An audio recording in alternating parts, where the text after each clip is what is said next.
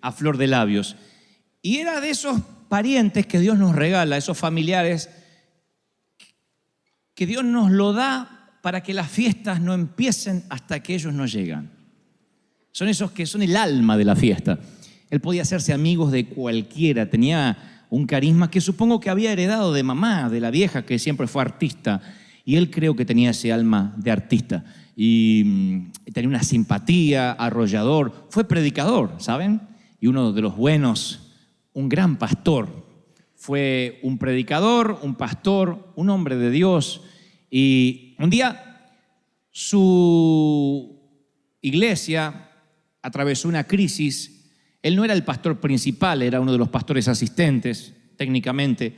Y el hombre falló, su pastor falló. Por alguna razón él no lo pudo superar. Por alguna razón se apartó del Señor y se fue de la iglesia. Primero dejó la Biblia, después dejó la iglesia, después dejó la comunión con el Señor y se fue para nunca jamás regresar. Al poco tiempo nos enteramos que volvió a tomar, que volvió a beber y el alcohol hizo estragos. Empezó a adelgazar, empezó a estar triste, cada vez más gris. Las últimas veces que lo vi era la sombra de aquel Daniel a quien tanto yo quería parecerme cuando iba a ser grande.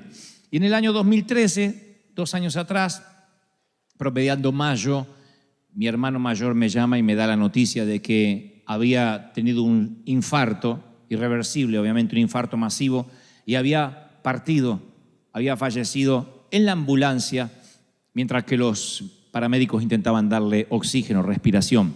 Daniel Marcelo Gebel, le dediqué el más reciente de los libros. Y yo he tratado de imaginarme los minutos finales de mi hermano viajando a alta velocidad por una ruta oscura en Buenos Aires, en una ambulancia, en una madrugada, con médicos dándole oxígeno.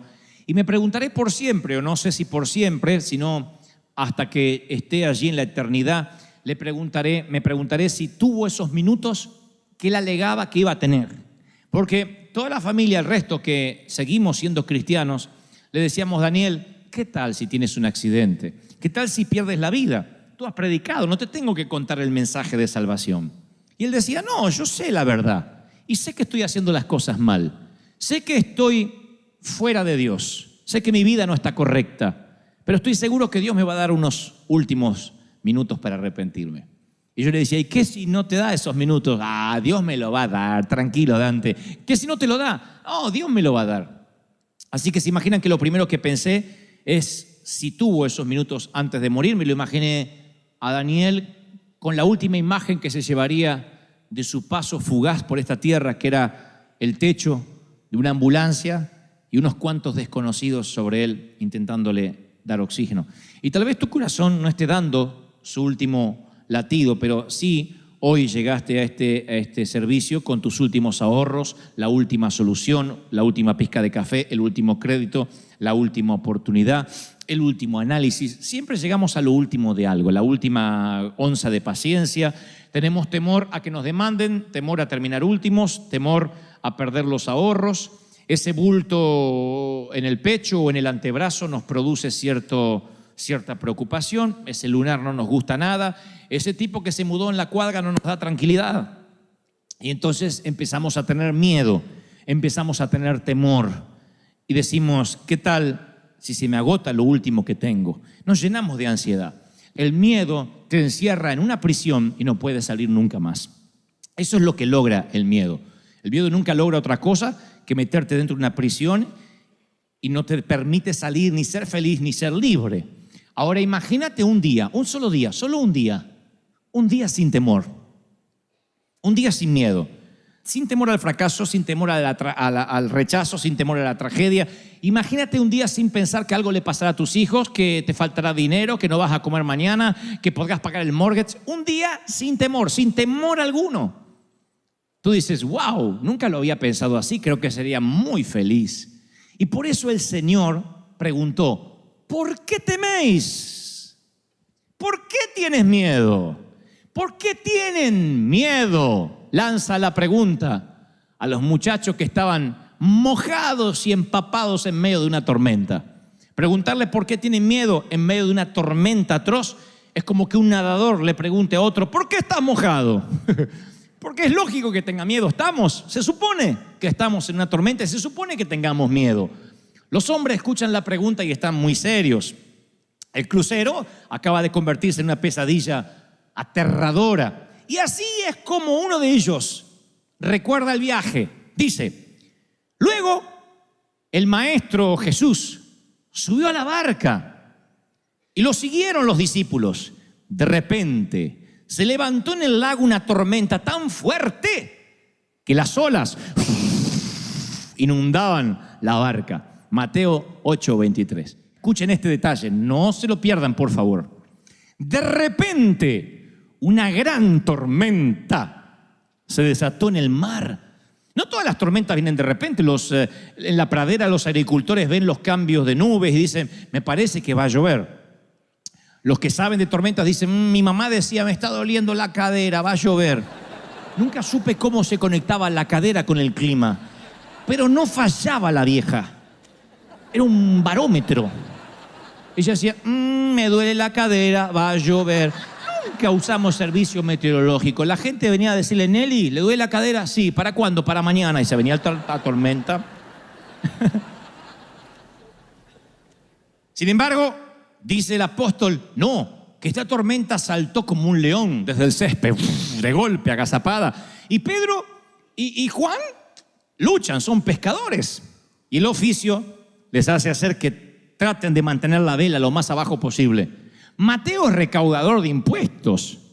Mateo trabaja en el IRS. Sabe tanto de velas, barcos y tormentas como yo de japonés, mandarín e inglés. Así que Mateo, el único esfuerzo que hace es por no vomitar o vomitar lo menos posible. La Biblia no dice que haya vomitado. Y él hubiese preferido relatar la historia de la siguiente forma: decir, y Jesús subió a la barca y entonces un arco iris apareció y vieron una bandada de palomas en formación de cruz. Esa hubiese sido una historia poética del Señor. Sin embargo, dice, el Señor se sube a la barca y se levanta una tormenta tan fuerte que las olas inundaban la barca con el Señor arriba. Esto me enseña una lección, señores. Subirse a la barca con Cristo puede implicar que tengas que mojarte con Él. Y no aprender o no entender este principio o este concepto básico nos causará muchos dolores de cabeza. Yo provengo de una iglesia donde se nos enseñó que si tu vida empezaba a tener tormentas es porque te habías alejado del Señor. A saber, por ejemplo, entrabas a la iglesia, mi mamá entraba con el dolor de cadera, que lo único que hacía es hacer un bien en la comunidad porque estaba haciendo el servicio meteorológico para el barrio, y ella decía: me duele la cadera. El pastor decía: no está bien con el Señor. Algo debe estar haciendo mal, si no tendría por qué estar enferma. Y los seguidores de Jesús se enferman de malaria, entierran a sus hijos, luchan con adicciones, se enfrentan temores. No es la falta de tormenta lo que los distingue, sino que Jesús está en medio de esas tormentas. No es que no van a tener tormenta, porque cuando nos enteramos que un misionero fue ajusticiado, o que perdió uno de sus hijos, o que un cristiano tuvo un accidente, decimos: ay, ¿cómo Dios? Pero eso es lo que no entiendo de Dios, si servía al Señor. La Biblia no dice que estaremos exentos de tormentas, pero sí promete que nada nos puede pasar si Él está en la tormenta. Y ustedes dicen: pero ¿cómo no me puede pasar nada malo si les pasa cosas malas? Pero el Señor vuelve a decir: quiero que entiendas lo siguiente. A lo mejor la tormenta es espantosa. A lo mejor la nube se pone tan negra que dices: voy a morir. Pero nada va a salirse de mis manos ni de mis planes, porque yo estoy al control. Y yo soy el que invito. ¿Lo creen, sí o no? Ahora, dice Marcos agrega unos detalles muy curiosos. Dice: Jesús estaba en la popa, durmiendo sobre un cabezal. El cabezal no es un almohadón mullido, no es un cojincito. Es una bolsa de cuero llena de harina que se usa para estabilizar la barca, que lo suelen utilizar todavía los pescadores del Mediterráneo. Así que estaba con la cabeza durmiendo allí, y esa siesta preocupa a sus discípulos. Y le dicen, esto es lo que le dicen: Maestro, ¿no ves que perecemos? En otra versión dice: ¿no tienes cuidado de que nos morimos? Versión Dante habla hoy: ¿te importa importa un cuerno que nos vamos a ahogar? ¿No te importa? A mí me suena como esa reprimenda de algunas mujeres que dicen, ¿ves? Nunca cambias. Como si ellos tuviesen un background para decir eso. ¿Ves? El mismo sucio. ¿Ves? El mismo muerto de hambre. Es como que no te importa, como diciendo, ya es la tercera, cuarta vez que te enganchamos que no te importa. No tienes cuidado. Eso es lo que hace el temor. El temor lo que hace es sacar nuestros colmillos. Porque el temor corroe nuestra confianza en la bondad de Dios. Lo erosiona. Nos va drenando nuestra confianza en la bondad de Dios. Nos llenamos de miedo y perdemos el control. Y perder el control es lo que más miedo nos da cuando no tenemos el control de las cosas. Mamá, además de ser madre, esposa, hija y abuela, era controladora de la vida de todo el mundo. Ella podía controlar todo. Todo lo que había en su universo, que era el techo de la casa donde yo vivía, estaba bajo su control. Lo que se iba a comer, el calzón no se cambiaba si mamá no lo disponía. Ahí no se bañaba cuando alguien quería bañarse, si mamá no daba la orden. Y papá entendió eso desde que se casó con mamá. Por eso papá acuñó la frase, no sé, pregúntale a tu madre. Esa era la frase. Papá se declaró incompetente en la causa desde que se casó con la vieja. Dijo, la vieja decide, yo apruebo o desapruebo. Igual no importaba lo que dijera el viejo, porque la vieja era la última palabra. Había hablado Fidel Castro en Cuba cuando mamá hablaba. Esa era mamá. Una persona así puede manejar un automóvil, un submarino nuclear y pilotear un avión, un cazabombardero, pero nunca tenerla de copiloto porque te enferma, aunque seas un monje tibetano. Te enferma. Mamá mantenía una charla conmigo, con mi hermano, y le decía, cuidado viejo, dobla viejo, poné la luz de giro. El clic, la baliza, por favor. Cuidado, stop, frena, está frenando el de allá. Date vuelta, dobla. Para acá no. Mi papá nunca necesitó un GPS. Mamá le decía, dobla derecha, a la izquierda, 3 cuadras, me duele la cadera, va a llover. Todo. Mamá era una controladora, una enferma del control. Entonces papá ya se había acostumbrado, que ella manejaba y hacía todo, y dobla cadera, ella hablaba, todo, quería controlar todo. Un día le manoteó el volante al viejo. La única vez que vi a mi papá enojado. Le agarró el volante y dijo, acá, no me toques el volante. Ni a mí me defendió así mi papá en la vida cuando le tocaron el volante. Hasta ahí llegó la vieja, porque la mamá sabía que mucho no podía tampoco estirar el elástico. Hasta ahí llegó, dijo, epa, nunca más le tocó el volante, pero igual, por telepatía se lo manejaba así. Y él doblaba. Mamá nunca hubiese podido subir un avión. Porque en el avión, aunque es el medio de transporte más seguro, no tenemos control de nada. Nos quedamos allí, nos ajustamos el cinturón, no hay control de nada. Vas así, y uno no puede ver el piloto. Mamá lo que hubiese hecho. Mi mamá, miren, yo creo que ni Al Qaeda hubiese logrado lo que logró si mamá estaba en ese avión. Mamá hubiese tenido el control de todo. Cuando perdemos el control nos llenamos de temor. Perdemos el control de la salud. Perdemos el control de las finanzas. Mientras tengamos un poquito de control, la fe no es tal. La gente dice, no, yo sé que Dios me va a sanar. Aparte me dijo el médico que con este medicamento, con esta quimio me voy a sanar. Yo sé que Dios está conmigo porque aparte me lo dijo el contador, que no todo está perdido, que puede arreglar todavía los papeles. Mientras que haya una esperanza de que todavía tengo el control, no tenemos temor. Pero llega un momento en que llega la carta del banco y te dice que estás fuera, que eres historia, 5 días para desalojar. O el diagnóstico, no podemos hacer nada. Vaya a casa y pase los últimos días con su familia. O el día que nos enteramos de que el amor se fumó. O el día que nos enteramos que finalmente lo que temíamos ocurrió y no hay esperanza. Y cuando se acaba nuestra esperanza de control, es allí cuando decimos como las hermanas de Lázaro, yo lo único que quería es que lo hicieras, que sanaras a mi hermano, pero no estuviste aquí. ¿No ves que mi hermano se murió? ¿No ves que perecemos? Y la fe de resurrección es la que abandonamos. Pensamos que el Señor, hasta Dios tiene un límite. Hasta Dios puede hacer milagros, pero bueno, no tan al límite. Y yo recuerdo de mi mamá todas las frases que ella tenía, una detrás de la otra, muchos clichés, muchas frases. Y Jesús le declaró la guerra al temor, al punto tal que él mencionó 125 oraciones en modo imperativo, de las cuales 80 tienen que ver con no temas, no tengas temor, no te inquietes.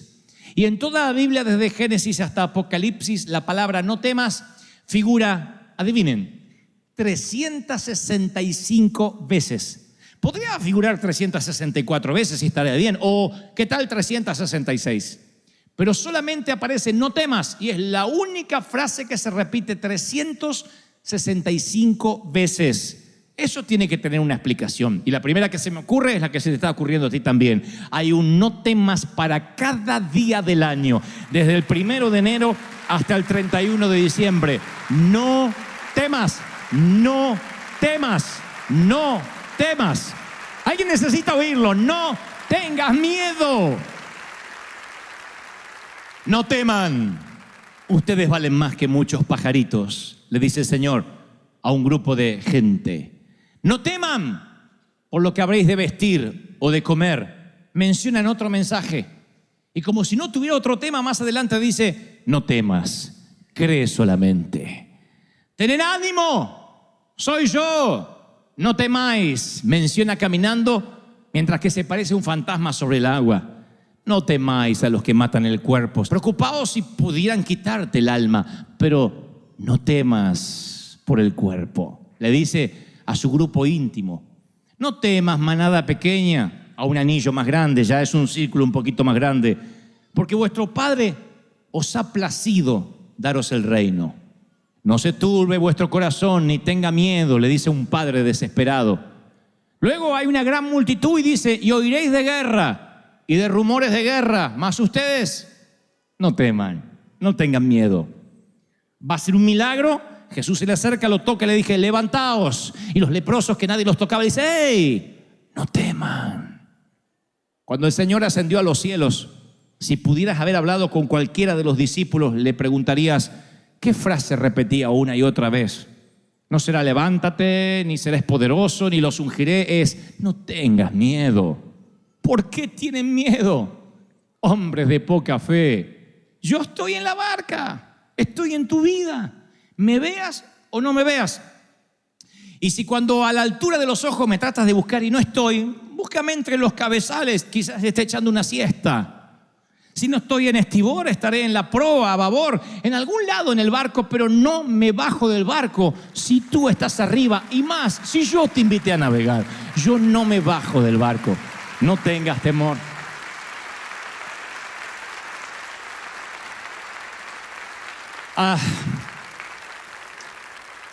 Cuando era chiquitito, 6 años de edad, insistí por mirar una serie de televisión en la República Argentina que era conducida por un actor y además guionista llamado Narciso Ibáñez Menta. Pueden buscarlo, googlearlo, Narciso Ibáñez Menta. No era tanto las teleseries que producía en Argentina, sino la forma de presentar. Él aparecía con una vela en la mano, con una capa negra, tenía una barba en punta, flaco, esquelético, y decía, voy a presentarles una historia que le pondrá los pelos de punta.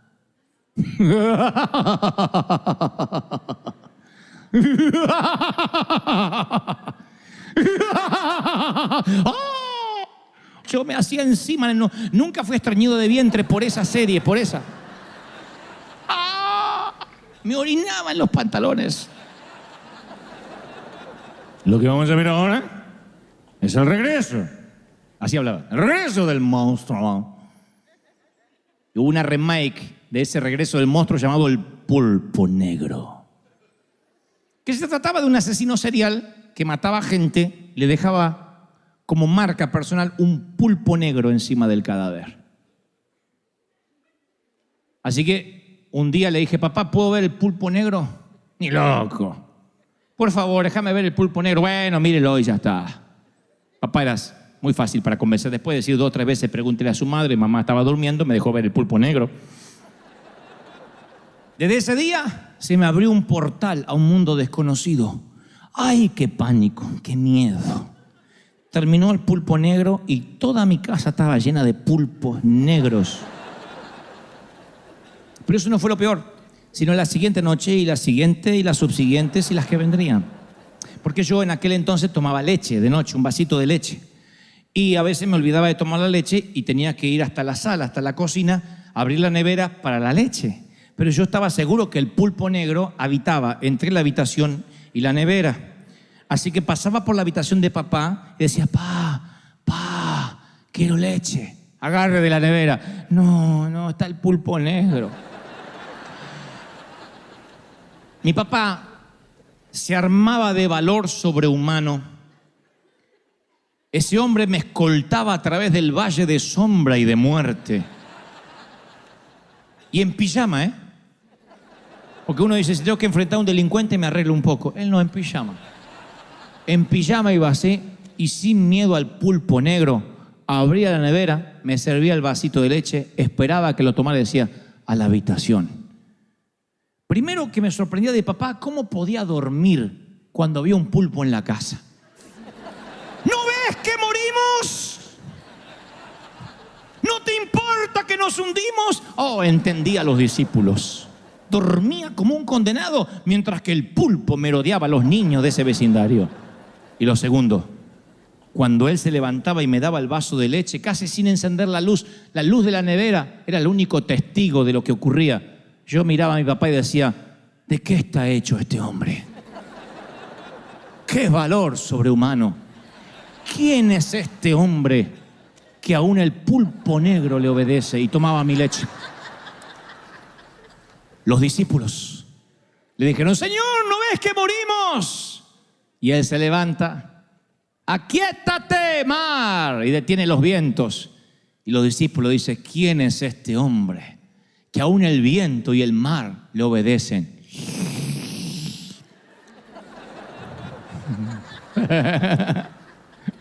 ¿Entendieron?